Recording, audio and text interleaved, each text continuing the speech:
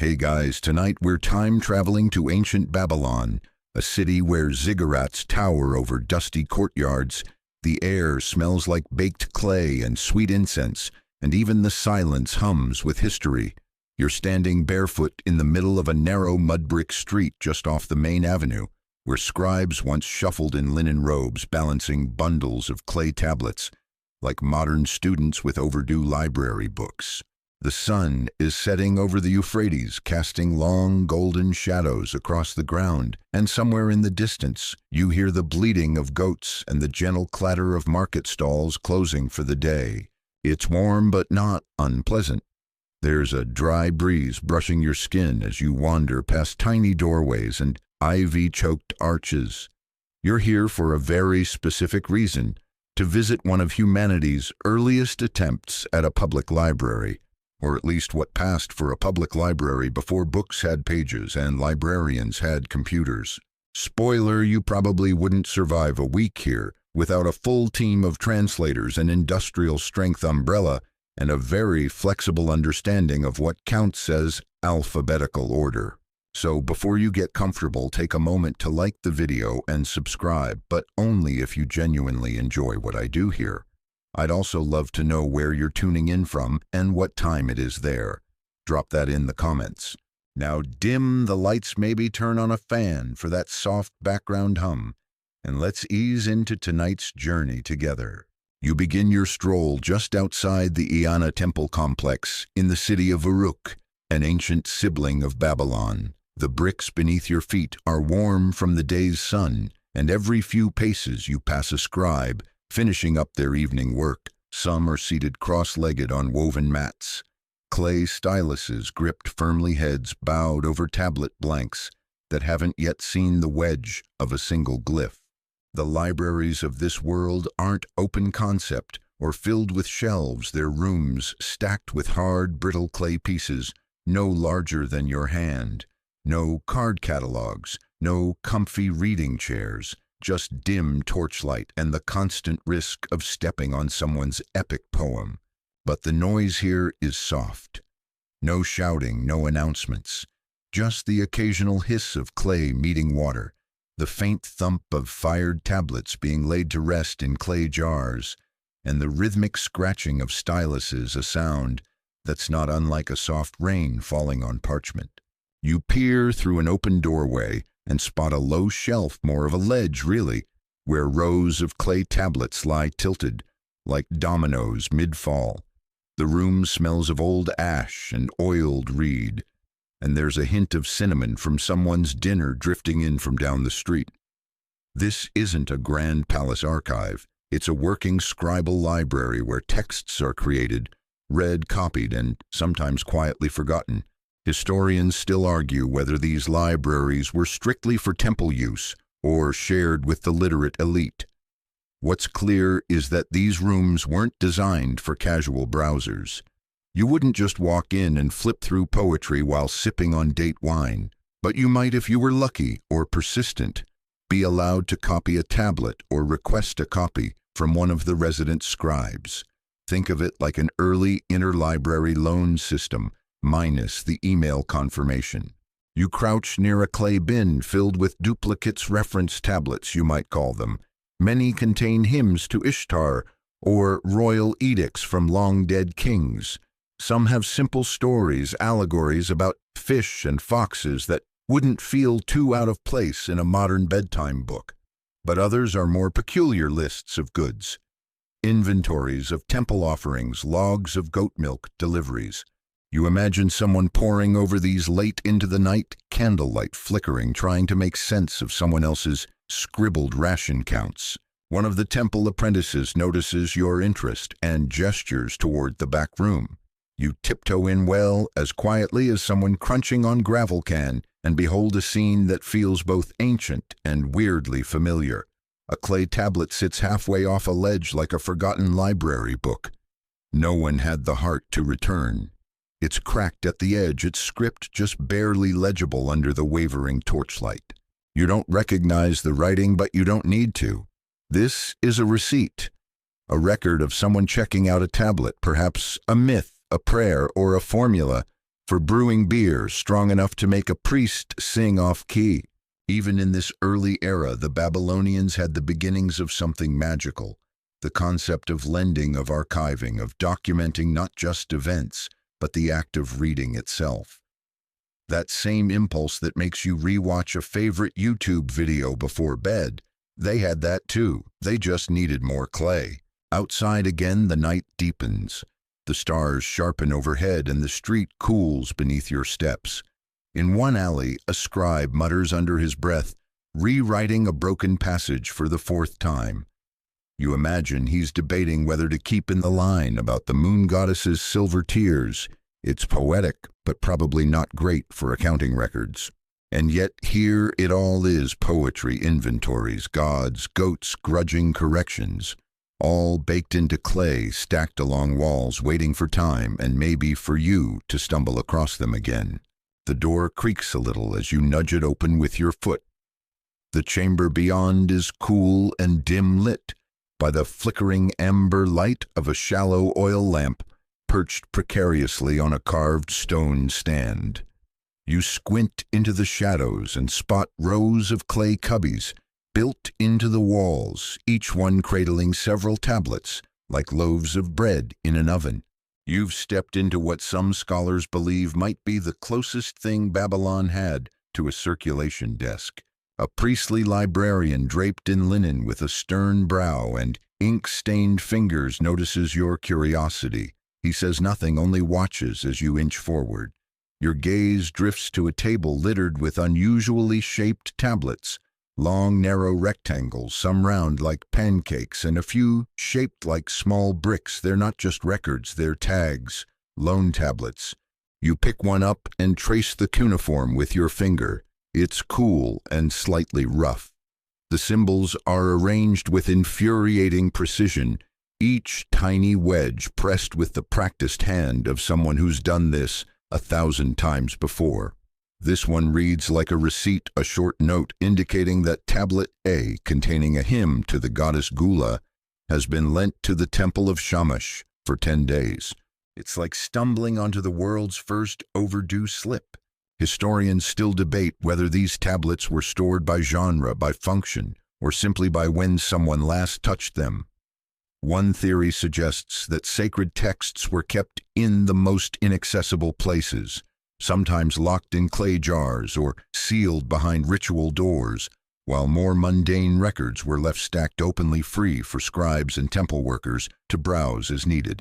Of course, browse might be a generous word. With no table of contents, no alphabetical sorting, and very little standardization, finding anything required memory, patience, and often a very good bribe.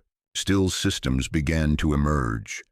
As early as 1900 BCE, scribes began tagging important texts, with notations on the outer edge, names, categories, even brief plot summaries.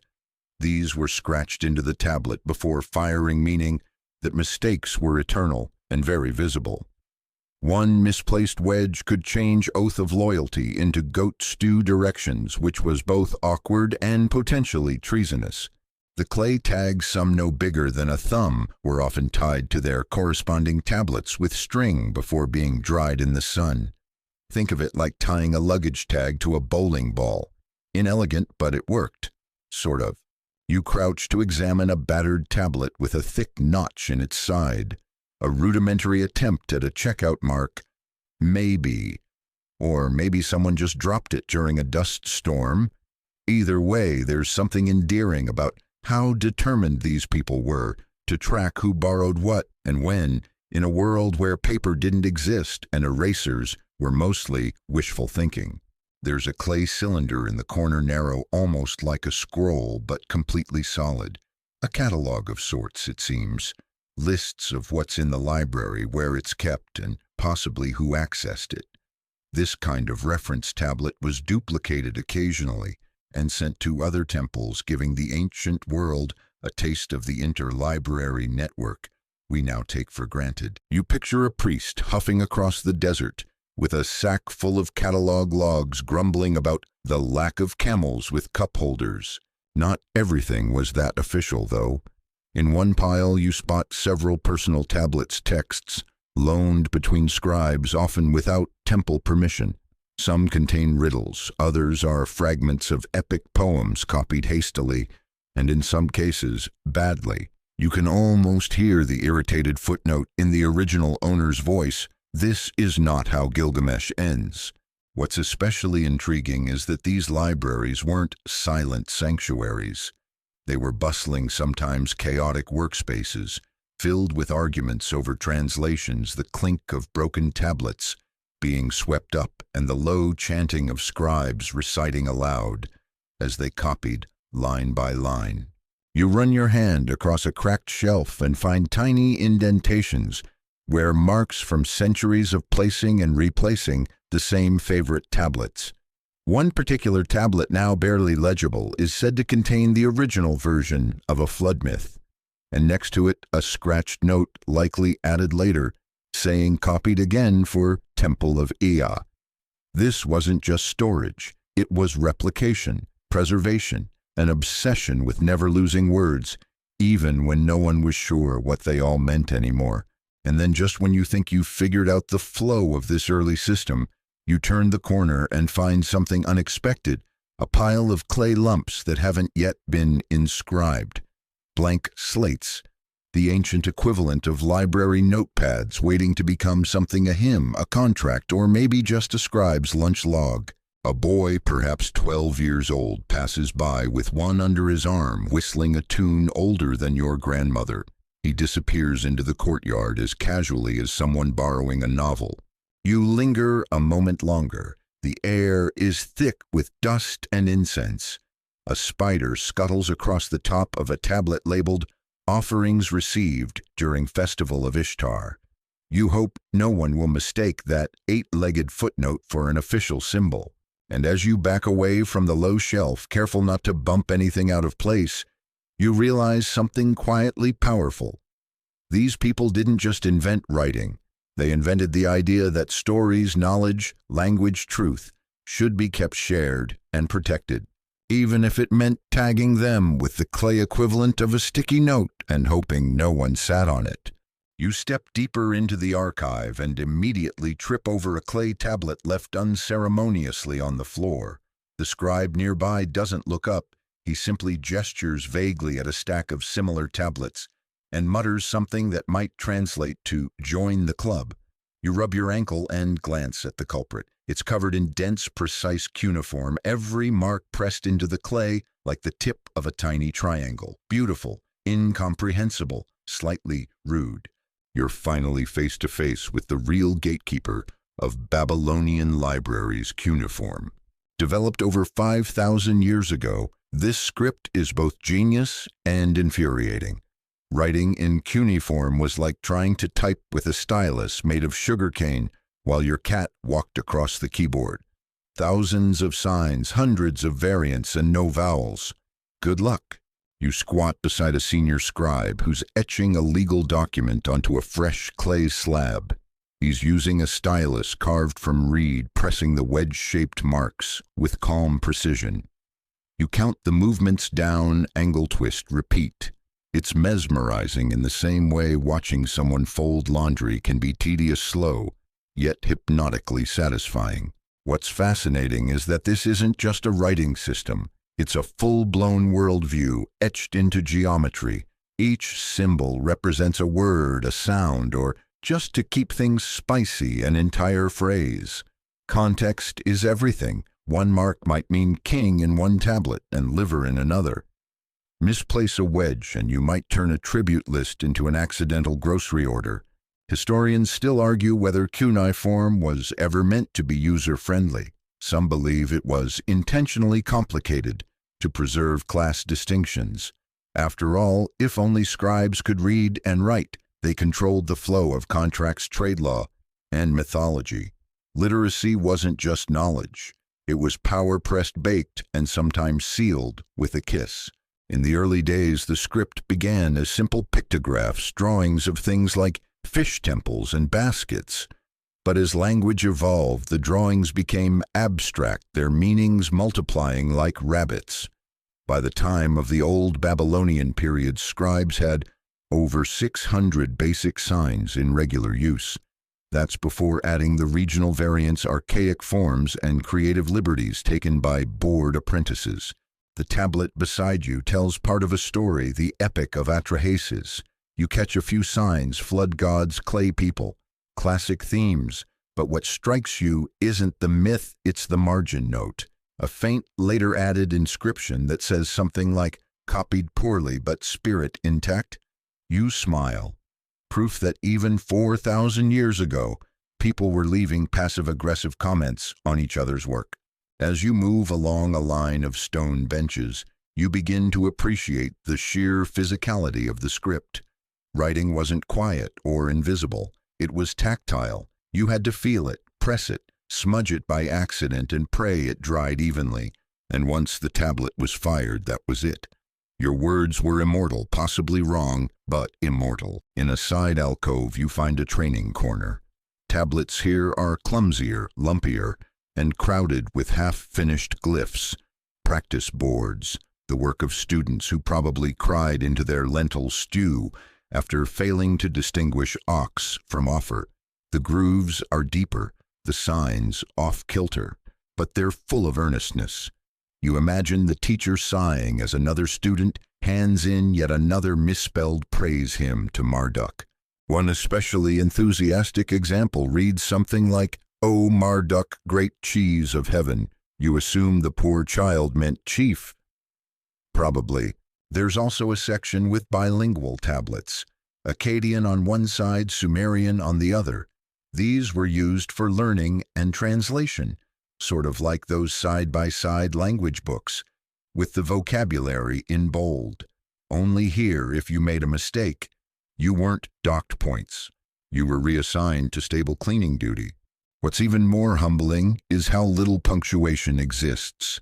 Lines run together. There are no quotation marks, no commas, and definitely no, "here's where this paragraph ends" indicators.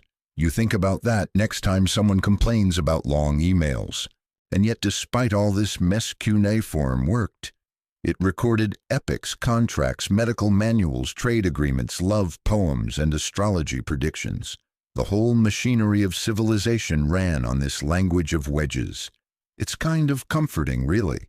Humanity's grandest achievements once depended on people scribbling tiny triangles into wet clay while squinting in torchlight and muttering, "Wait, is that an ox or a storm cloud?"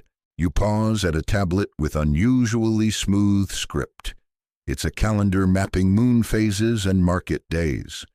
You can almost see the rhythm of life embedded in the patterns, the way Babylonian scribes connected time trade and the divine through geometry. And there, tucked into the corner, is a little joke. Not obvious, not flashy, just a random character etched upside down in the margin. Maybe a prank, maybe a signature, or maybe just the ancient equivalent of, "If you're reading this, you're too close." As you stand and stretch joints cracking, you look around at the sea of script surrounding you. What once seemed unreadable now feels, well, still unreadable but slightly friendlier, like a very old dog that might not bite but will definitely judge your shoes. You feel the pull of a different chamber nearby, one filled with records that go beyond the written word. But as you leave the room, you glance one more time at that botched cheese of heaven tablet and whisper a soft, respectful chuckle. They tried. You try. And somewhere across the centuries, your confusion and theirs quietly high five. The corridor narrows as you step into a deeper part of the temple complex. Here, the scent of dust grows heavier like old stone sun-baked clay, and something faintly metallic, maybe from all the time the scribe spent dragging styluses across wet surfaces. Your sandals scuff against the gritty floor, and your fingers trail across a wall carved with geometric designs and faded inscriptions. Somewhere nearby, water drips slowly, rhythmically, like a leaky faucet in the world's oldest library. You enter a chamber that's more crowded than the last. Clay tablets lie everywhere, stacked haphazardly in stone bins, tucked under benches, leaning at odd angles like they've all just given up. Some are broken, some are clearly mislabeled. One is shaped like a fish for reasons you don't immediately understand. It's charming and chaotic. Welcome to Babylon's cataloging crisis. Historians still argue whether ancient scribes ever truly developed a consistent organizational system. Some believe they sorted texts by subject laws in one room, myths in another. Others suggest they grouped by temple activity, rituals, inventories, royal decrees. But the reality probably much messier. Imagine mixing tax receipts with love letters, then tossing in a few divination guides for good measure, and doing it all with no folders, labels, or search bars. You kneel by a bin with a faded inscription, accounts and lists. Inside you find one love poem, 3 administrative records, and something that might be a drinking song. So much for accuracy. To be fair, they tried. Around 1750 BCE, Babylonian scribes began experimenting with what scholars now call incipit systems, organizing texts by their opening lines. Think of it like naming every file on your desktop based on the first sentence inside. It worked, sort of. Until, of course, every other hymn started with "O Mighty Marduk." It didn't help that titles weren't standardized. One copy of a creation myth might begin, "When on high the heavens had not been named," while another copied hastily by an apprentice might open with, "When the high sky wasn't even a thing yet." Same story, totally different filing. Good luck. And the problem wasn't limited to religious texts. Legal codes like Hammurabi's famous laws were recopied so often that subtle differences crept in. Some tablets feature amended penalties, rephrased conditions, or even the occasional editorial flourish. There's one version that ends with a line equivalent to, "If you read this wrong, may you stub your toe daily." Tough crowd. One particularly overworked librarian attempted to solve the mess by carving clay labels that were then affixed to the storage bins. The labels often included the name of the tablet's topic, the temple that produced it, and sometimes a little prayer for clarity. You imagine a frustrated scribe scribbling, "May Nabu bless this cursed archive," as he tried to sort out which bin held the grain shipment records. And then there were the copy errors. You pick up a tablet so worn, its markings look more like fingerprints than text. But there it is, a faint duplication of a passage found earlier in a different room. Identical, except this version includes an unexpected phrase about spinning donkeys. No scholar has yet decoded what that's supposed to mean. Some say metaphor, others suspect the scribe fell asleep mid-copy. In one corner you spot a wall niche with larger, more ceremonial tablets. These were likely part of a temple's core collection, rarely touched, and copied only by senior scribes. The air feels heavier here, as if even time knows not to disturb this shelf. You brush your fingers across one slab. It's carved with astronomical tables, star movements, lunar cycles, a scientific attempt to catalog the heavens, filed right next to an inventory of barley jars. You sit on a low bench, careful not to disturb the precarious stacks beside you, and glance around. It's oddly comforting how, even in the height of their intellectual sophistication, the Babylonians still couldn't keep their tablet system completely straight. Just like your kitchen junk drawer, they had a miscellaneous section. Only theirs might contain both a hymn and a record of goat sales from the 3rd year of King Rimsin. Historians debate whether scribes were frustrated by the chaos or if they simply accepted it as the price of working in a world without folders or tabs. One theory is that a kind of memory mapping helped the most important tablets were stored at eye level, with less critical ones shoved to the floor or tucked into jars. There's even evidence that certain libraries had painted wall symbols to indicate genres: a sunburst for hymns, a wave for flood records, a foot possibly for travel texts, or just because someone liked feet. The clay under your fingers is warm now, holding the room's heat like a baked casserole dish. You slide a broken piece aside and find a mini tablet, no bigger than your palm, containing what looks like a joke. It's hard to say, but the translation goes something like, "Why did the merchant cross the river? He didn't. The tax collector did." Ancient humor, dry, still kind of relatable. And then, just as you're about to stand, your eye catches a unique feature: numbers. The Babylonians loved numbers. Their cataloging sometimes included numeric codes, possibly batch numbers, tablet sequences, or date indicators. You flip over a shard to find Year of the Great Flood 7, followed by what might be a tablet ID. Whether it refers to a real flood or a particularly chaotic accounting year, no one knows. But you realize something crucial: this wasn't just confusion, it was evolution, a library system in progress. Human error carved into clay, preserved for eternity. You stretch, crack your knuckles, and move toward another hallway lined with more bins. This time the sound of footsteps echoes faintly from behind other scribes, maybe, or the ghosts of archivists past, still looking for that one tablet they swear they filed correctly. And honestly, you kind of hope they never find it. You follow the hallway into a long, high-ceilinged chamber, the air thicker here, damp with age, silence, and secrets. On either side, towering clay shelves line the walls, interrupted only by occasional arched recesses where sacred objects once stood. The torchlight glints off bronze clasps and decorative carvings in the stone, but your attention is pulled elsewhere to a massive, meticulously organized display of tablets, many of which bear the same strange inscription, property of Ashurbanipal. You're not in Babylon anymore. You've wandered into something a little more dramatic. Ashurbanipal, the king of Assyria, not Babylon technically, but close enough in the Mesopotamian family tree, was a man with a sharp pen, a sharper sword, and a truly obsessive love of literature. He ruled in the 7th century BCE and decided, as one sometimes does, when in charge of a vast empire, that he wanted every known written work in the world. So he took them. Historians still argue whether Ashurbanipal genuinely valued knowledge or just liked the idea of being the only guy who owned it. Either way, his collecting methods weren't exactly gentle.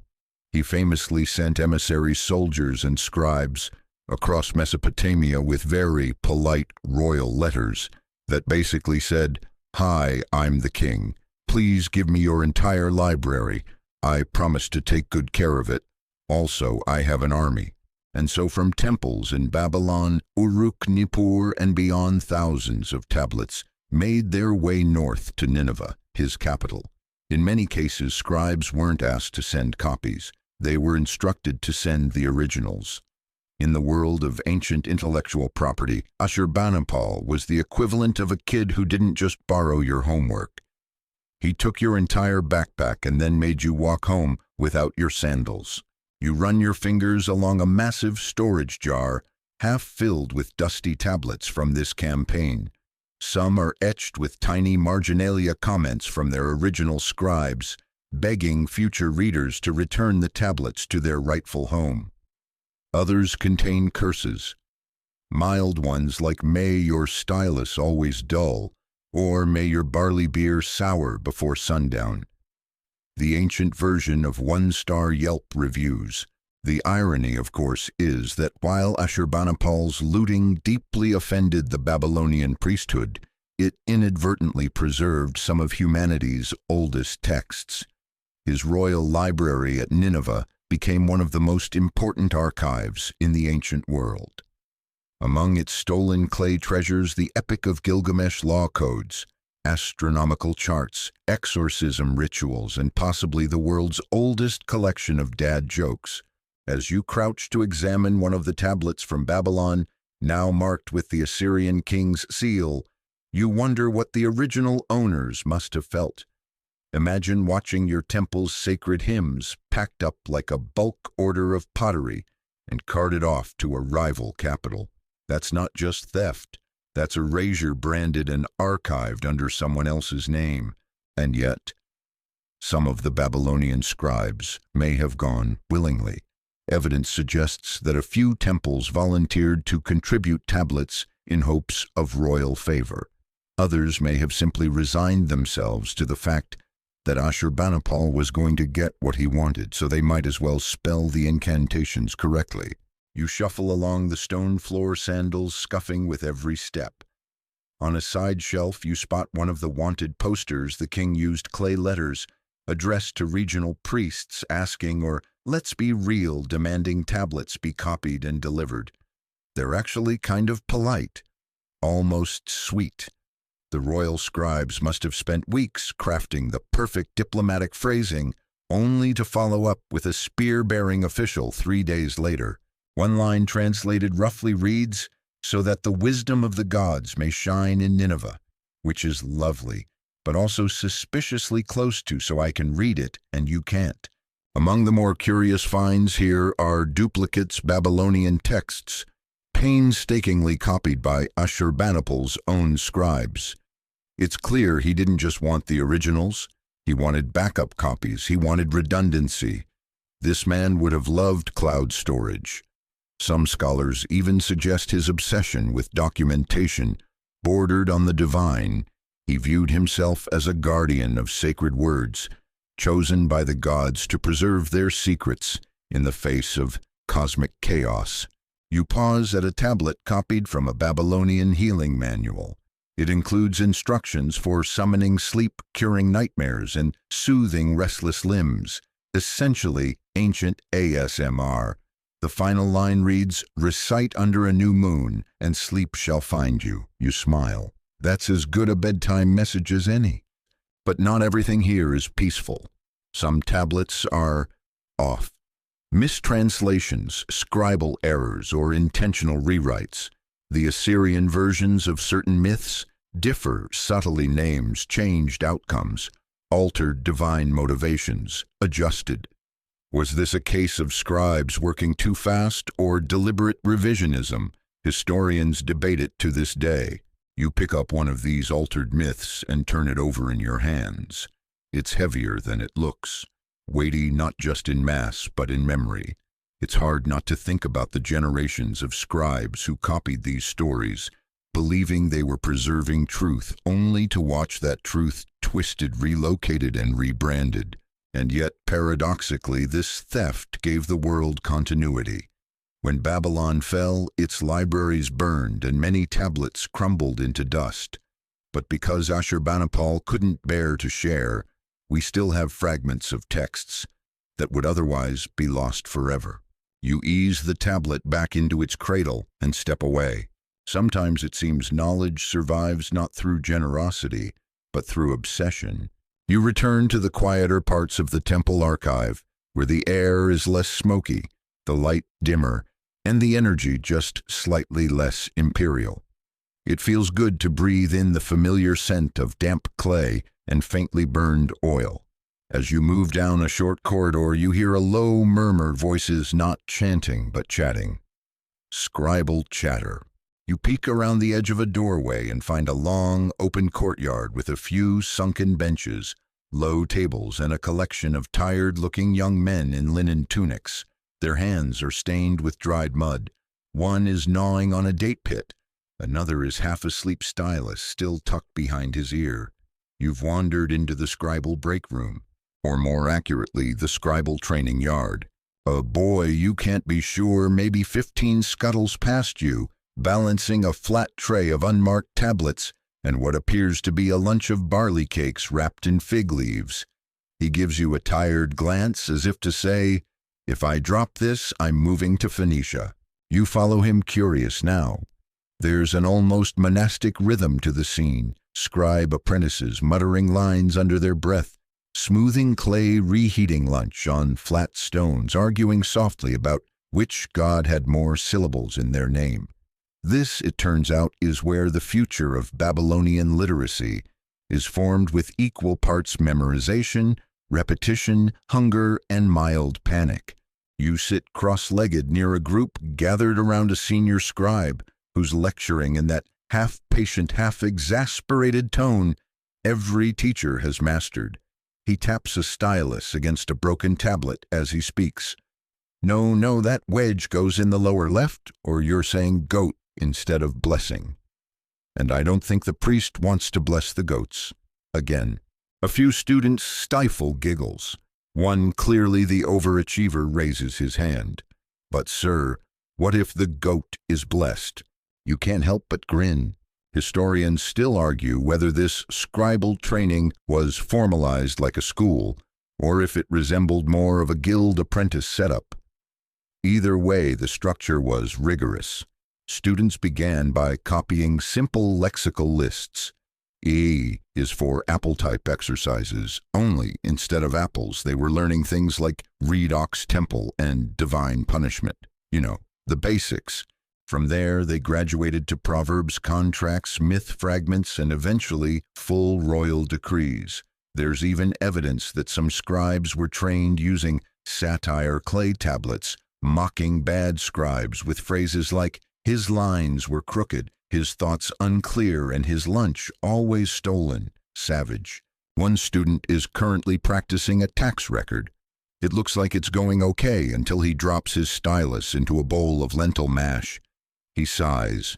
No one reacts. This is clearly not his first offense. You notice that although the work is demanding, the mood is strangely warm. The scribes here aren't royalty. They're educated laborers, and their daily grind, pun absolutely intended, is filled with the same distractions we face today. Bad food office gossip and the constant fear of misspelling something on an important form. Lunch, by the way, is mostly eaten cold. Barley cakes, pickled onions, dried figs, and a kind of chewy bread that looks suspiciously like it was used as a coaster first. You watch one student dip his food into a mixture that might be yogurt, or might be yesterday's yogurt. Either way, he doesn't flinch. Nearby, two scribes are engaged in a heated but sleepy debate about the proper ordering of a flood myth. One insists that the gods were angry before the dream. The other claims the dream came first and caused the divine anger. Neither seems to care that the tablets they're arguing over are probably both missing the final 5 lines. They continue anyway, more out of habit than conviction. And then there's the cleaning. You spot a poor apprentice on tablet scrubbing duty. His job is to recycle the tablets that were never fired. Clay is precious, and if a student tablet wasn't worth preserving, it was erased literally. The scribe gently dunks the soft slab in water, rubs away the text, and reforms the surface with a flat paddle. Watching it is oddly satisfying. The ancient version of clearing your browser history. Scribes worked long hours. Some records suggest that during festival seasons, temple libraries demanded round-the-clock activity. Apprentices would sleep in corners, wake up to the sound of prayer bells, and go straight back to copying or proofreading, or more accurately pretending to proofread while sneaking bites of their rapidly hardening lunch. One scribe, perhaps trying to inject some joy into a long shift, carved a small sketch into the corner of a practice tablet. It's crude, but you can make out a lopsided donkey wearing what appears to be a crown. No context, just a crowned donkey. No doubt a hit among his fellow exhausted scribes. And yet for all the repetition and exhaustion, these people knew their work mattered. In a world ruled by gods and kings, the scribes held the keys to continuity. If the king needed a treaty copied, if a priest needed a spell preserved, if a merchant needed a contract notarized, it all came down to these sunburned, ink-streaked youths trying not to mess up a wedge. One of them notices you staring and tosses you a tiny unfired tablet. It lands in your hands, cool and pliable. He shrugs as if to say, "Try it." So you do. You press the tip of your finger gently into the clay, leaving a single mark. It's uneven, probably meaningless, but it's yours. You place the tablet carefully beside you and smile. Somewhere thousands of years later, someone might discover a mark like this and wonder what it meant. Maybe it meant lunch break. As the midday sun blazes outside, the temple archive hums with the slow, steady rhythm of study. You wander back toward the quieter inner rooms, drawn now to a peculiar set of heavy, flat tablets, stacked along a waist-high stone table. These aren't stories or tax records. They're not legal rulings or myth fragments. They're lists, specifically lexical lists. Babylon's attempt at dictionaries, thesauruses, and word guides, all rolled into chunky baked form. One scribe sits nearby with his stylus poised but unmoving, staring off into space as if trying to remember whether Urudu means copper boat or some very unlucky combination of both. You glance at the tablet before him and notice the structure words on the left, meanings on the right, separated by faint vertical dividers. It looks oddly like a spreadsheet if your spreadsheet was made of mud and didn't believe in autofill. Historians still debate whether these lists were educational tools, professional references, or a way to standardize language across sprawling empires. Probably all three. What's clear is that Babylonian scribes were obsessed with language, and not just using it, but classifying it. They didn't just want to write the word cow. They wanted to know every possible word for cow, from dialect to dialect, region to region, including the poetic versions, the insulting ones, and even the euphemisms. You pick up a smaller list tablet and spot some of the entries: reed cutter, frog priest, temple sweeper, divine dream interpreter. It's not just nouns, it's a window into the daily roles of Babylonian society. Every job, every item, every action categorized with obsessive precision. A civilization that believed if you could name a thing properly, you could control it. And the best part, they made copies. So many copies. In different formats, sometimes with whimsical updates. One version you find includes a list of vegetables, with commentary like bitter gourd, good for stomach, bad for mood. Another notes that the word for singer is the same as the word for moaner, depending on your tone. Unfortunate and probably true. The weight of these dictionaries is substantial, not just physically, but mentally.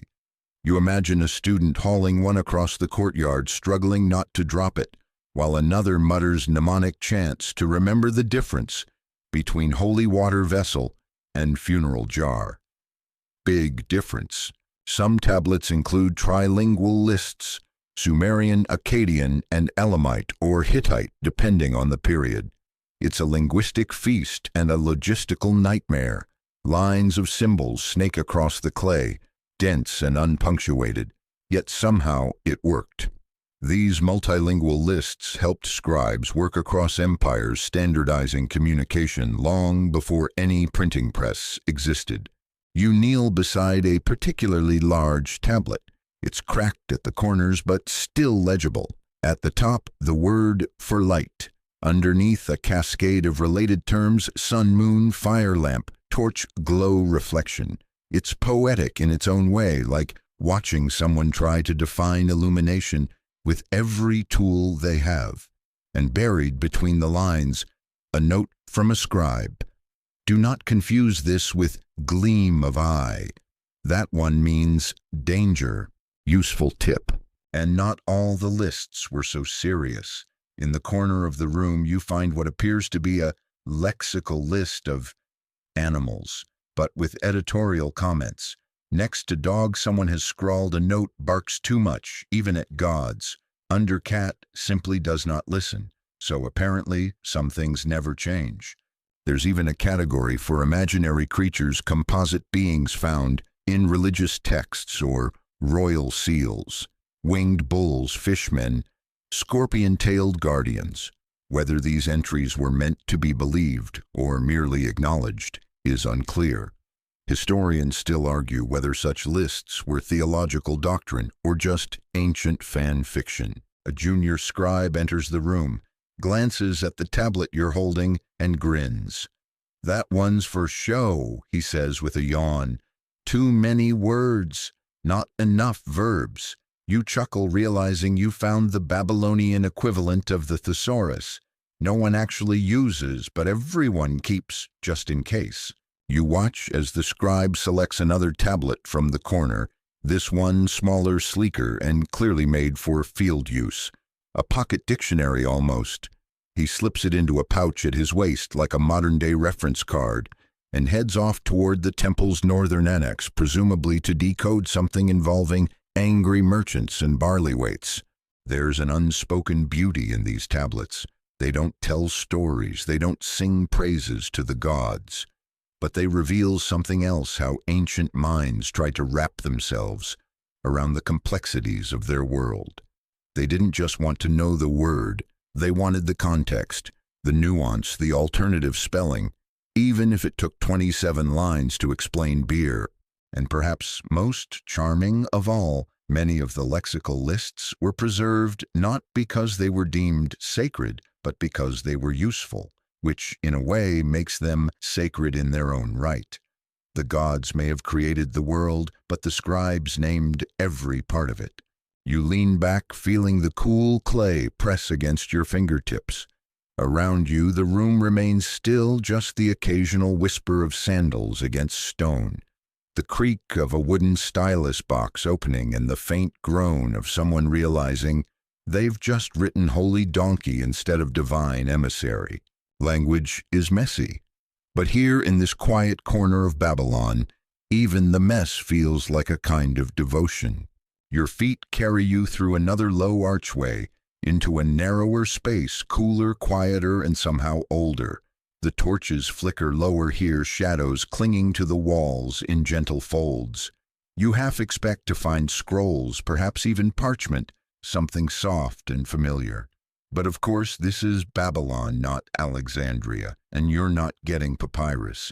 What you are getting is an entire room filled with what look like smooth brown pancakes stacked like coasters on every available surface. These are the tablets again, but this time you're seeing them at a different stage. Before firing, before storage, before their time in the scribal spotlight. And unlike scrolls, these bad boys are heavy, awkward, and deeply uncooperative. You lift one with both hands. It's cool to the touch, still a little damp in the middle. You turn it over, no writing yet. Just the blank face of knowledge waiting to be slapped with the business end of a stylus. Clay tablets weren't just the medium, they were the message, the inconvenience, and the backup plan all at once. Why didn't the Babylonians use scrolls, you wonder? The short answer, they didn't have to. Papyrus didn't grow here, and even if it did, clay was practically free. Just scoop some from the riverbank, knead out the pebbles, mold it flat, and boom, you had yourself a document. Scrolls burn, clay bakes, and in a strange twist of fate, many of the tablets that survived thousands of years did so because some ancient library caught fire, baking the tablets into near permanence. Accidental preservation via arson. Take that humidity. Still, the process wasn't easy. Historians still argue whether every tablet was meant to be fired or if some were left air-dried and recyclable. Fired tablets were more durable, sure, but firing required kiln's fuel time and the right conditions. Not every temple had that luxury. So many everyday records, contracts, receipts, drafts were left unfired and inevitably crumbled back into dust. You walk over to a side table where an apprentice is smoothing wet clay with a curved blade. He hums softly a song you don't recognize, rhythmic and soothing. With practiced fingers, he rounds the edges of a tablet, occasionally sprinkling sand across the surface to prevent sticking. It's mesmerizing. You ask him silently why the shapes vary so much. He shrugs and points to a rack displaying an assortment: squares for contracts, ovals for school drills, long rectangles for legal rulings, and tiny lentil-shaped ones for field notes. There was no one-size-fits-all. The shape often reflected the tablet's purpose and the scribe's mood. There's a round tablet nearby, engraved with early writing and several deep thumbprints. A kid's first attempt, maybe, or just someone with sweaty palms. Either way, it's endearing. You notice another tablet coated in something shiny. The apprentice catches your gaze and nods toward a small bull goat fat. or sometimes wax, but mostly goat fat. It waterproofed the surface and protected the writing. A little ancient lamination, functional, slightly gross, smells faintly of cheese. And yet these people carried tablets across deserts, stored them in jars, hid them in temple walls. There are records of kings burying entire libraries under their palaces, wrapped in cloth, packed in bitumen, protected from war weather and, hopefully, thieves. Some tablets even came with holes punched into the corners, for stringing together a series, maybe, or for binding them in sets like proto-notebooks. You pick up one and swing it gently on its ancient cord. Feels surprisingly modern, like a Kindle but heavier and more likely to chip your toe. A priest walks by, robes brushing the floor, and stops to adjust a crooked stack. He mutters something about alignment and sacred order. Even in storage, the tablets were treated with reverence. These weren't just dusty bricks. They were vessels of divine language memory law, and possibly someone's to-do list. You notice a niche filled with tightly packed tablets, all bearing the same title line, Offerings to Ishtar, 14th Year. It's a ledger repeated annually, logged with almost obsessive consistency. Each line details goods brought to the temple: barley, honey, wool, incense. One entry notes 4 jars of fig paste, 2 of which were broken upon delivery. You imagine a poor servant panicking in the courtyard, trying to convince a scribe that the gods would understand. At the edge of the room sits a particularly large slab, nearly the size of a modern laptop. Thick, heavy, covered in notations and corrections, crossed out lines, and what looks like a sketch of a tree in the margin. This was a master copy used repeatedly. You run your hand across the lines, feeling the tiny grooves left by anxious students over centuries. It's strange how something so hard, literally stone-like, can feel so soft.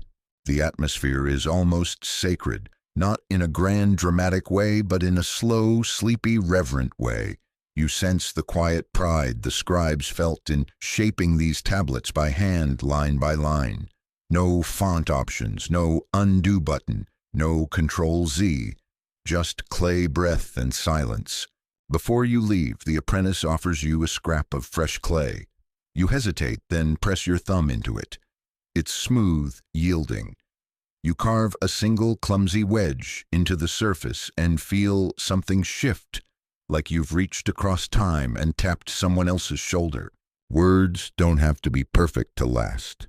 You shuffle onward, trailing your hand along the cool plaster walls, eventually stepping into a quieter, dimmer part of the complex. The noise of the scribes fades behind you, replaced by a soft echo. Your own breath, your own heartbeat, and the occasional rustle of papyrus. No, wait, not papyrus. That's still wishful thinking. What you do find are rows of recessed alcoves inside a circular chamber, a kind of sanctuary not for gods, but for words. You've entered the temple's inner archive, where tablets aren't just stored, they're protected. Not just from weather and wear, but from spiritual harm. Welcome to the part of Babylonian library life that was less librarian with a stamp, and more librarian who moonlights as a priest. Sitting cross-legged in the center of the chamber is a figure in robes so plain they look almost deliberate. He doesn't speak, just nods. You nod back, slowly, with the patience of someone who's done this ritual 1,000 times. He takes a small bundle of herbs and wafts smoke toward the closest tablet shelf. You sit nearby, not wanting to disturb the balance. The air is cooler here, thicker, sacred but not oppressive. A little like walking into a monastery if monasteries had ancient receipts for beer making and spells for driving out bedbugs. Yes, really, bedbugs. This is where the sacred texts live. The divination tablets, the incantations, the prayers and star charts and ceremonial lists. These aren't just knowledge, they are power inked into clay with equal parts language and devotion. Historians still argue whether the caretakers of these texts were fully trained scribes or more like ritual specialists. The truth is probably somewhere in between. These weren't the guys jotting down goat inventories. They were trained to read the stars, interpret dreams, and record omens. You watch as the caretaker opens a clay jar and pulls out a sealed tablet, smooth, perfectly rectangular, and wrapped in thin layers of oilcloth and dust. He handles it the way a modern archivist might hold a first edition Bible. Reverent, careful, and with just a dash of fear. The shelf behind him is labeled with a crude symbol, perhaps the god Nabu's emblem, or a shorthand for divine knowledge. Each tablet here glows faintly under torchlight, not because of any magic, but because the surface has been burnished smooth, polished, like glass. It's beautiful. It's also clearly not meant for just anyone to touch. You hear chanting now, low and rhythmic, but not intrusive. The words blend into the silence like waves. These aren't just background hymns, they're part of the archive itself, a kind of spiritual firewall. Each recitation is thought to protect the texts from decay, misreading, or spiritual corruption. One tablet on the upper shelf catches your attention.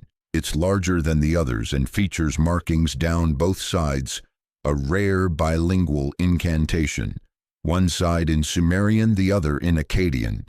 The script is precise, symmetrical, almost too perfect. You lean closer. The lines read something like, "When the stars falter and the moon turns red, speak this name and all shall be still." You shiver slightly, not from fear, but from the sheer weight of being so near to something meant to endure. In a niche just to the right, you spot what looks like a prayer wheel, though it's not a wheel at all. It's a cylindrical tablet mounted on a rod. By rotating it, a priest could read through multiple verses without setting the tablet down. Ingenious. Probably invented by someone with a sore back and 100 prayers to recite by dusk. One of the more peculiar features of this sacred archive is a small bench beside each major shelf. Not for copying, for praying. When a new tablet was added to the collection, a ritual had to be performed, offerings made words, spoken sometimes even a symbolic baptism in blessed water. The gods had to be notified that their words had taken root in clay. It wasn't enough to just have the knowledge. You had to honor it. You run your fingers gently across the edge of a damaged tablet tucked under the bench. Its top corner is chipped. Someone has etched a brief note in the margin, likely post-breakage. The stars forgive accidents. You exhale slowly, not quite laughing, but amused all the same. There's something about this space that makes you move more slowly. Even your thoughts feel quieter. You think about all the energy that must have gone into maintaining not just a record of human thought, but the sanctity of it. These tablets weren't borrowed. They weren't lent. They stayed guarded by ritual and soothed by song. It's not unlike how modern people treat museums or religious texts or even cherished books with broken spines and tea-stained pages. Reverence doesn't need marble statues. Sometimes it's just a soft voice and a tablet no one dares stack upside down. Before you leave, the caretaker hands you something unexpected. A small token, maybe the Babylonian version of a library bookmark. It's a shard of fired clay no bigger than your thumb, inscribed with 3 tiny symbols, breathword silence. A reminder, perhaps, that words are not just tools, but companions. And some of them are meant to be whispered only once and never again. You step through a crumbling doorway at the far end of the sacred archive, the light now filtering in slanted shafts through a broken roof above. There's a different energy here, still quiet but with an edge of finality. A charred beam leans against the wall, scorched clay dust pools in the corners, and the unmistakable scent of ancient smoke lingers in the air. You've entered the remnants of a fire. It's eerily beautiful, this ruined section of the temple. The fire that once swept through this room should have destroyed everything. And yet, in one of history's oddest blessings, it preserved what it came to ruin. You crouch beside a blackened tablet, its edges flaked, but its center hard as brick. It's still legible, In fact, it's more legible now than it probably ever was during its working life. When the flames swept through the library, they superheated the unfired tablets, turning them into permanent ceramic witnesses. What was meant to be temporary became eternal. Historians still argue whether the blaze was accidental or strategic, perhaps the work of invaders or an act of desperation to prevent knowledge from falling into enemy hands. Regardless of cause, the result is the same: an accidental time capsule. You pick up a tablet from a pile near the wall. It's fused at the edges to another, and together they form a kind of unintended double volume. One side is a treatise on agricultural omens, the other a running list of sheep-related disasters, droughts, stillbirths, mysterious vanishings. You'd almost think it was satire if the ink hadn't been fire-sealed. What's astonishing is the clarity. The glyphs are crisp, the indentations sharp. You can practically feel the stylus dragging across the clay. What began as a simple draft survived 3,000 years because someone left it on a desk the night the walls went up in flames. And around you, it's everywhere, these preserved fragments, half stacked and scattered like burnt autumn leaves. Some are face up, boldly declaring their contents. Others are face down, hiding their messages until the right reader happens along.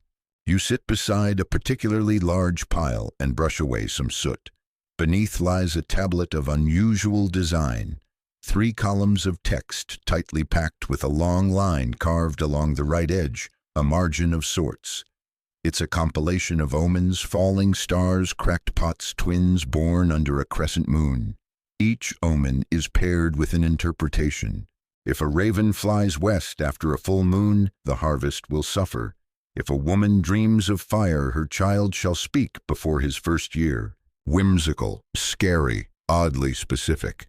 But in a way, these omens represent more than superstition. They're a framework for understanding life, for making sense of the randomness. And now, centuries later, they sit before you, immortalized by destruction. One of the more intact tablets nearby is written in a flowing hand, ornate, almost artistic. The kind of writing someone uses when they know their work is going to last. It's an epic poem, or part of one. The name Gilgamesh appears along with phrases about the bitter path of heroes and the mountain where sleep forgets its name. You read that line again and feel something shift.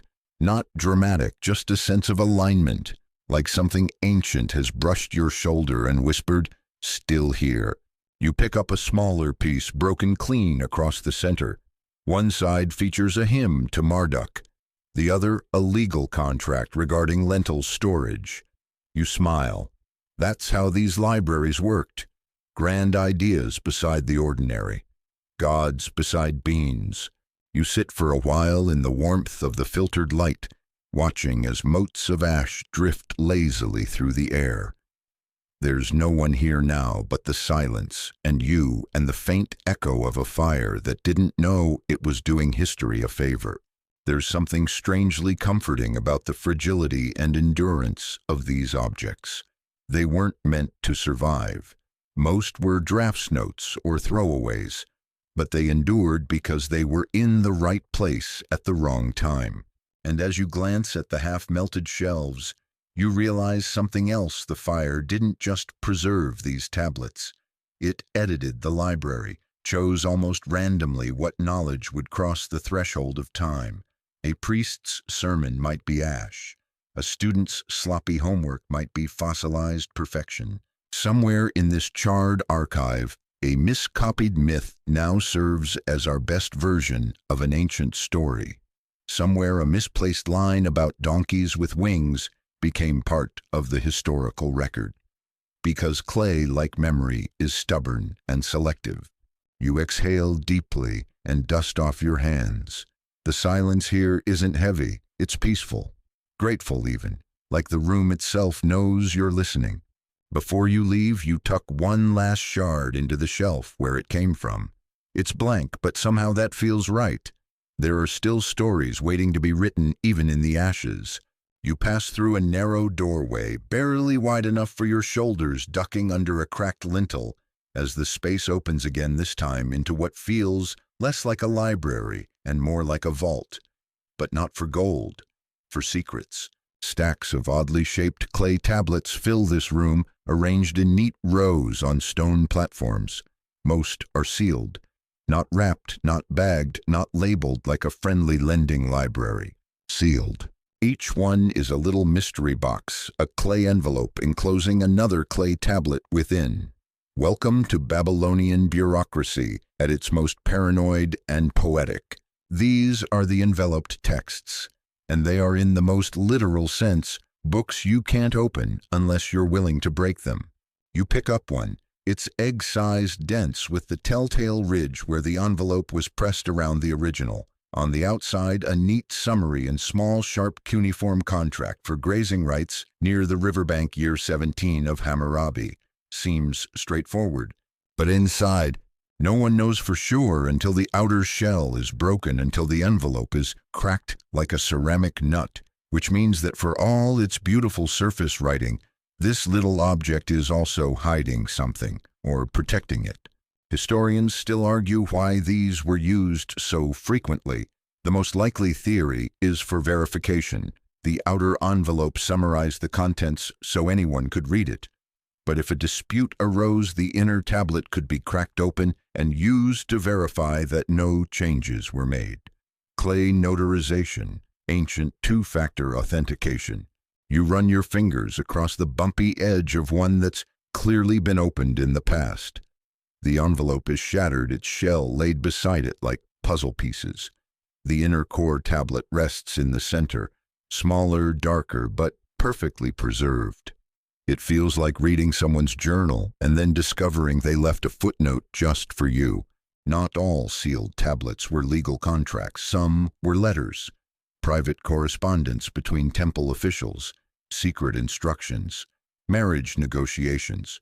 One tablet nearby is addressed to a priestess in another city, and the envelope reads, "For your eyes only, burn after reading." Okay, maybe not the second part, but the implication was the same. There's even evidence of love letters, brief coded phrases hidden inside innocuous exteriors. The envelope might say, "Shipment invoice for barley and salted fish," but the inner tablet contains poetry. Line after line of metaphors for longing loss, and once very awkward references to figs. You glance at a large flat envelope that looks unusually smooth. Its outer text lists building supplies.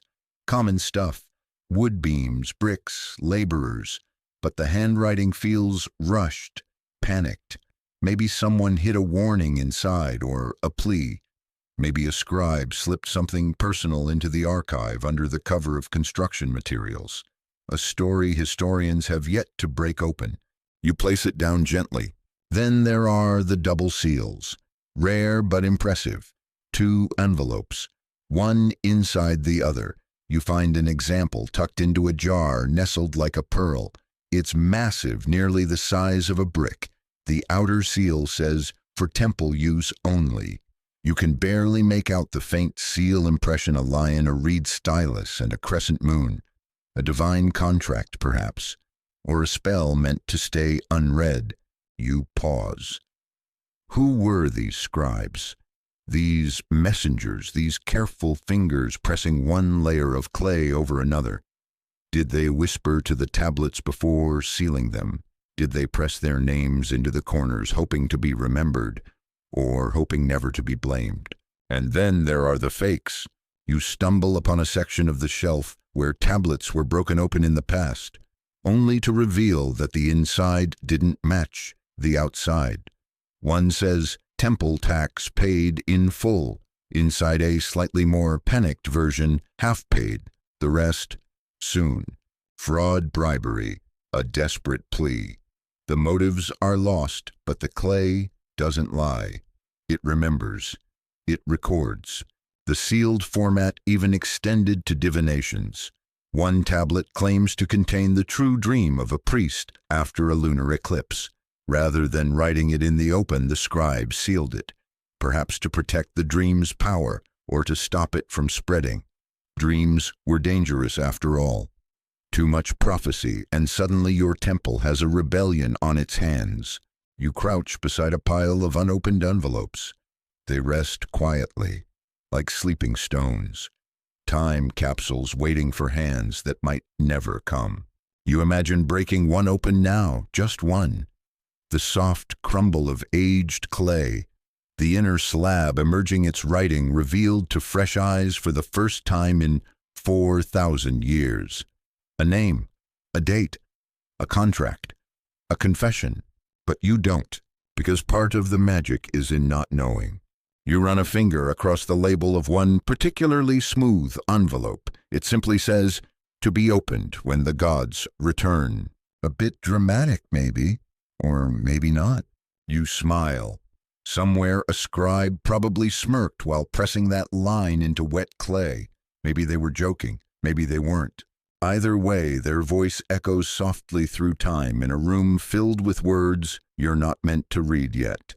The hallway curls around the back of the sealed archives and spills into a smaller, friendlier space. You know it's friendlier because it smells like onions and something vaguely meaty. There's also a cat.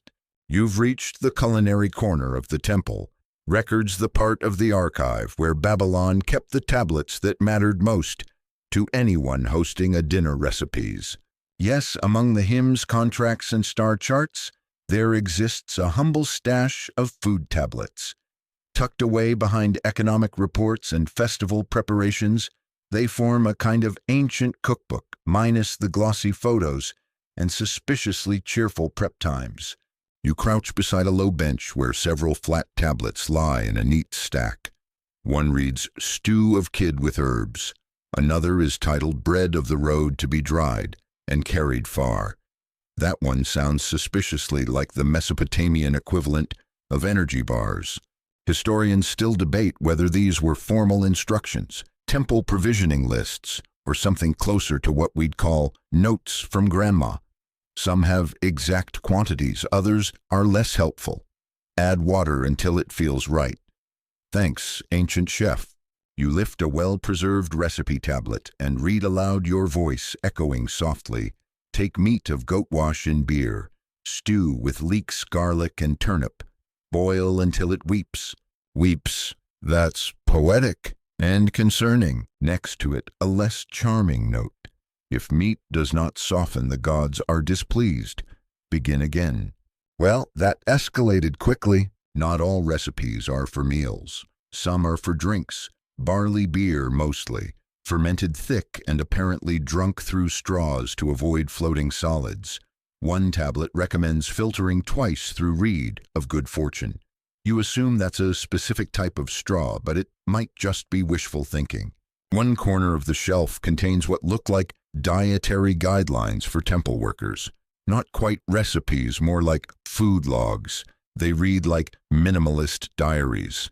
4 bowls lentils. No bread, dancer complained. 1 goat, fat, used entirely for stew. 6 fig cakes, priest took 5, remaining was dry. You begin to appreciate the strangely tender tone of these records. They weren't just counting food, they were documenting experience, taste, hunger, satisfaction, regret. All the sensory things that make a culture feel human. And it wasn't just the elite who got recorded. You find references to servants' meals, travel rations for temple messengers, even funeral menus. Yes, they had menus for funerals, because if you were going to honor the dead, you'd better make sure the barley cakes didn't burn. One shattered tablet reveals an incomplete recipe. Crush garlic mix with vinegar, boil with. And then it stops. You imagine the scribe's stylus slipping the pot, bubbling over, or perhaps a cat knocking the whole thing off the table. You'll never know what it was meant to become. Maybe the best sauce Babylon never tasted. Further down the shelf, a slightly greasy-looking slab contains what appears to be a dessert recipe. You squint to decipher it. Date paste flour honey nuts. Form into discs. Bake on stone. Babylonian cookies, possibly, The fact that someone wrote this down tells you it was worth remembering. Maybe a family favorite, maybe temple festival fare, or maybe just a clever bribe for a difficult priest. One scribe has even added a note in the corner: "Do not serve hot, too sticky, causes anger, words to live by." There's even a peculiar section on ritual foods meals, not for people but for gods. These weren't symbolic, these were literal offerings, cooked, arranged, and left in temples. Then, after the appropriate ceremony, likely eaten by priests, purely for logistical reasons, of course. One record indicates that Ishtar's feast required bread in the shape of lion stew with coriander sweet wine if available, otherwise beer. Must not be sour. And just like that, you're imagining a kitchen full of scribes and cooks arguing about lion-shaped bread while a temple official checks the beer for sourness like a fussy sommelier. But there's one final tablet that catches your eye. It's rough, worn down, but still readable. A single scratched line runs across the top for comfort on cold nights. The ingredients: basic, milk, date syrup, crushed grains, a warming meal stirred slowly over coals, likely served in earthen bowls with a garnish of silence. You picture someone curled in a corner of the temple, tired robes dusted with clay, sipping this soft, sweet mush as stars turned above. Not every story here is divine or dramatic. Some are just cozy. You exhale, suddenly very aware that you're hungry. There's something sacred in this space, not because of gods or rituals, but because it captures something too easily forgotten, that history isn't just war and kings. It's people deciding what to cook on a Thursday. Before you leave, you place the weeping stew tablet back on the shelf with care. It deserves its place in history, even if you're not entirely sure you want to try it. You leave behind the comforting scents of barley and spice, stepping once more into the cooler inner corridors of the archive, where torches flicker a bit slower and the hush deepens into something thoughtful. The next room is quieter than any you've entered yet. There's no scraping of styluses here, no food logs or storage lists, just rows of tablets laid out with deliberate spacing their surfaces, carved with symbols that don't follow the tight administrative rows of the temple records. These are more like maps, dreams, whispered questions sent up into the dark. You've entered the archive's most human corner, the shelves of omen star charts and self-help for the spiritually curious. It's here where Babylonian astrology meets dream interpretation, where scholars tried to read the sky like a scroll and the mind like a contract. A place where even fear was archived with care. You reach for a rectangular tablet resting on a bed of cloth. It's labeled stars and their warnings. The text begins with a list of constellations followed by long poetic lines, explaining what each appearance might mean. If the goat rises above the archer, the north wind will not blow. If Mars glows at dawn, the people will hunger. It's somewhere between astronomy and poetry, both beautiful and deeply unsettling. A sort of celestial weather report with consequences far beyond an umbrella. Historians still argue whether the priests actually believed every star sign or used them to enforce temple authority. Some theories suggest this astrology was as much about psychological comfort as it was about prediction, a way to say, yes, the gods know what's happening, even if you don't. You glance at another tablet rounder and paler marked, "When the dream is of rain." It's a guide to interpreting dreams, likely consulted by temple officials when a priest's sleep got a little too vivid. There are dozens like it tablets with headings such as dreams of teeth, dreams of falling, and dreams where the moon speaks. You'd think you were in a therapist's waiting room, if not for the fact that most of the interpretations involve either divine favor or agricultural catastrophe. One tablet reads, "If a man dreams of a tree growing from his chest, he shall have sons. If he dreams of a snake in his shoe, he will be betrayed. If he dreams of flying, he must make an offering, lest the gods carry him off for good. You blink. Flying dreams are dangerous here. You sit for a moment beside a table filled with small, fragmentary tablets, many with symbols too faint to fully make out. One includes a note in the margin that reads, "Copied from the older text." Unclear if it still works. You love that. The quiet admission that even 3,000 years ago, people were unsure whether the instructions would actually help. Then there are the medical omens, part science, part superstition. These tablets predict health outcomes based on symptoms, behaviors, or strange happenings. One says, if a man stumbles 3 times in one day without being drunk, he is cursed. Another notes, if a woman sneezes twice during a lunar eclipse, she will bear a clever child. A third tablet simply lists 47 different types of headaches, and which god might be responsible for each one. Spoiler, most of them are Ninurta. You pick up a thin tablet marked Guide for Anxiety. That's your modern name for it, of course. The original is longer incantations and star movements for when the heart pounds and the mind wanders. You read the first line aloud under your breath. When sleep flees and thoughts circle like fish in a bowl, speak the name of the quiet star. You look up instinctively as if expecting to see that star through the cracked ceiling. You don't, of course. But the silence here feels different now. Not empty, just waiting. Further along, you find an unusual tablet that doesn't seem to fit the theme. It's shaped like a wedge, as if broken from a larger piece. The top line reads, List of Useless Omens. You smile. The first few entries seem real enough, but quickly become absurd.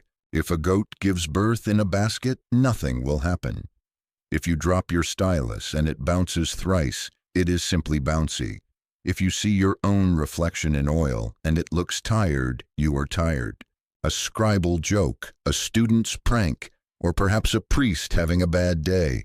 Either way, you can feel the warmth of it someone long ago, quietly poking fun at the gods' obsessive note-keeping. You take one last look around. These are not just records, they are echoes of people looking up and inward, hoping, fearing, second-guessing. Not so different from you. In this room, you realize Babylon preserved not just facts, but feelings. The same unease that creeps into your thoughts at 3 a.m. The same longing to know what dreams mean. The same desire to make sense of a world that often resists sense. You place the dream tablet gently back on its shelf. Maybe tonight you'll dream of stars, or trees, or goats in baskets. Whatever it is, someone somewhere probably already wrote it down. You wander down a gently sloping hallway, the air cooler now, with a damp smell rising from the ground. The rooms grow narrower again, more cluttered. Tablets are everywhere stacked on stone benches, poking from broken jars, lying face down as if ashamed. This part of the archive has no ceremonial feel. There are no incense bowls, no chanting.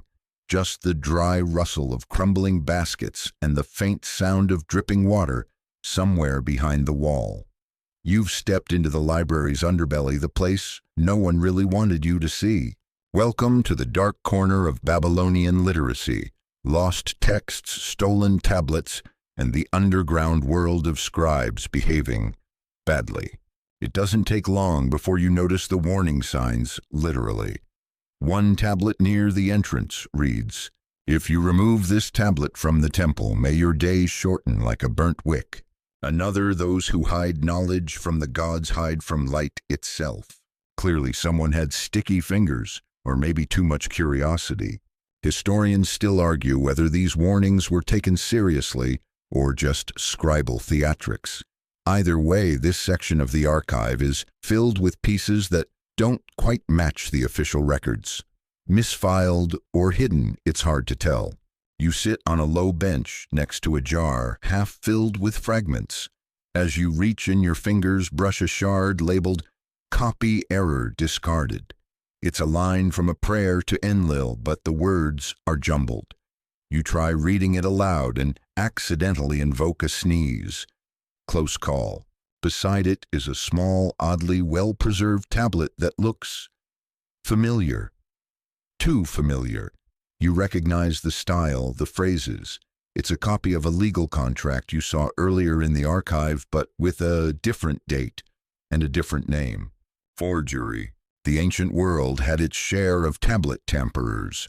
Scribes could and did alter texts, either under pressure from employers or for personal gain.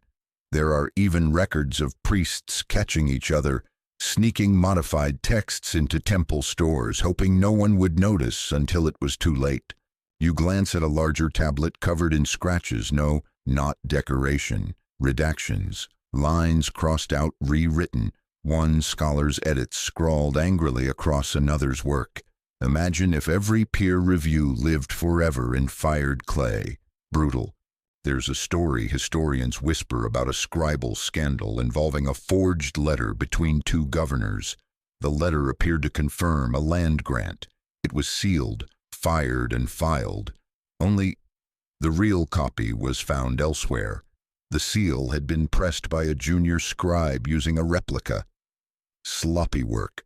Someone was exiled, possibly turned into a proverb. The walls here hold other secrets too.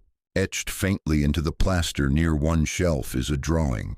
It's crude, just a figure hunched over a tablet surrounded by others pointing fingers. A warning, perhaps. Or a confession. You wonder who carved it, and if they ever finished whatever tablet got them in trouble. One sealed jar sits on a stone pedestal, its lid half tilted. Inside are 8 tablets each, wrapped in what was once fabric. Only one is visible. It bears no markings on the outside. You lift it gently, feeling the slight shift of weight inside a sealed envelope tablet. Unlike the pristine ones earlier, this one is irregular, lumpy.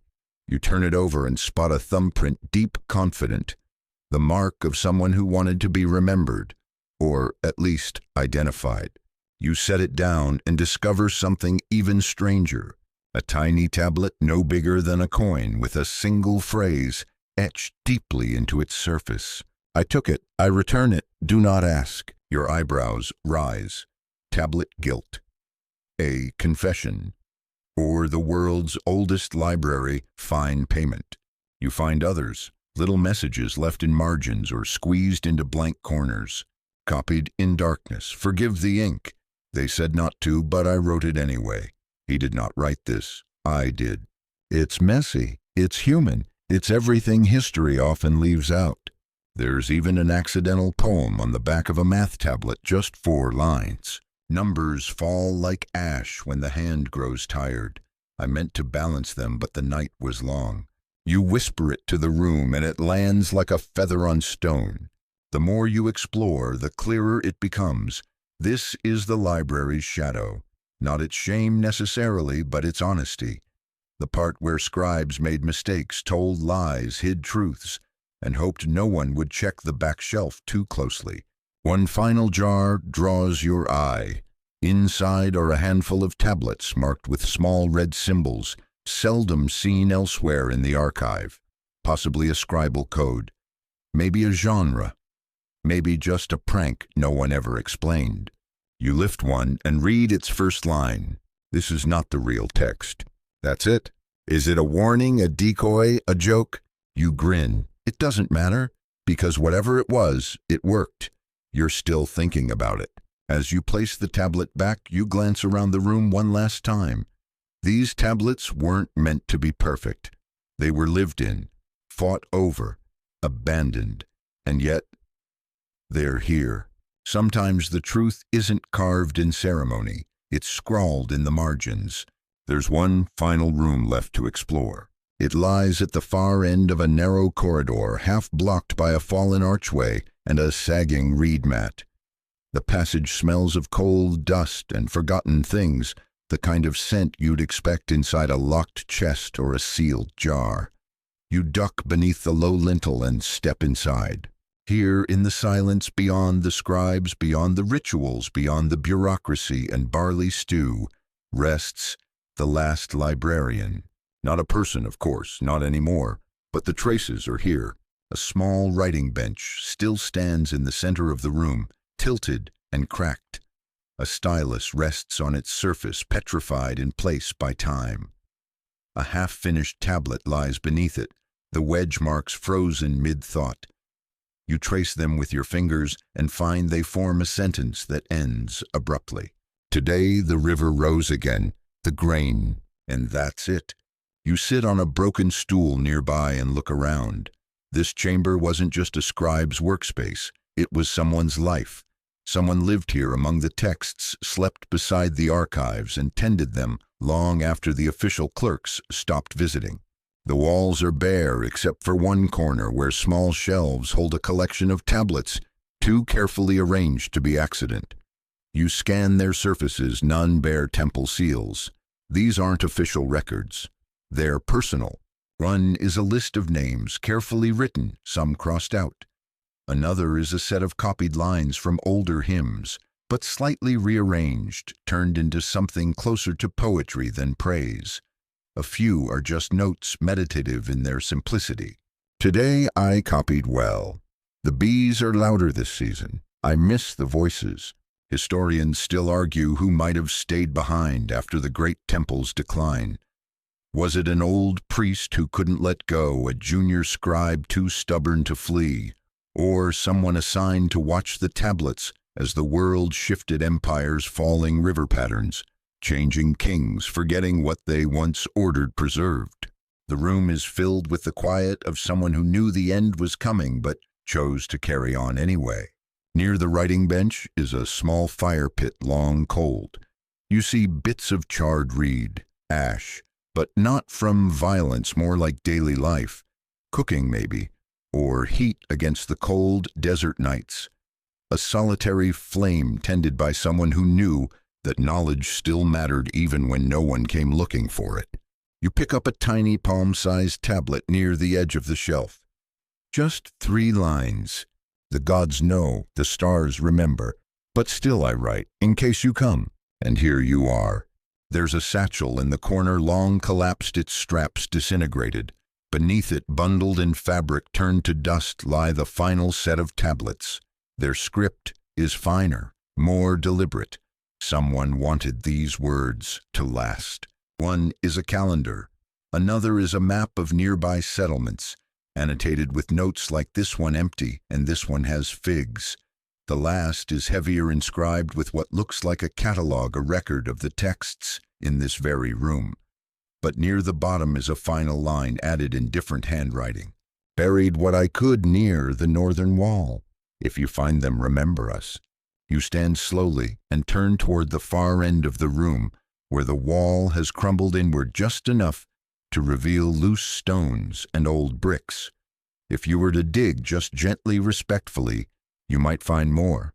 But you already know what you need to know. The last librarian didn't leave.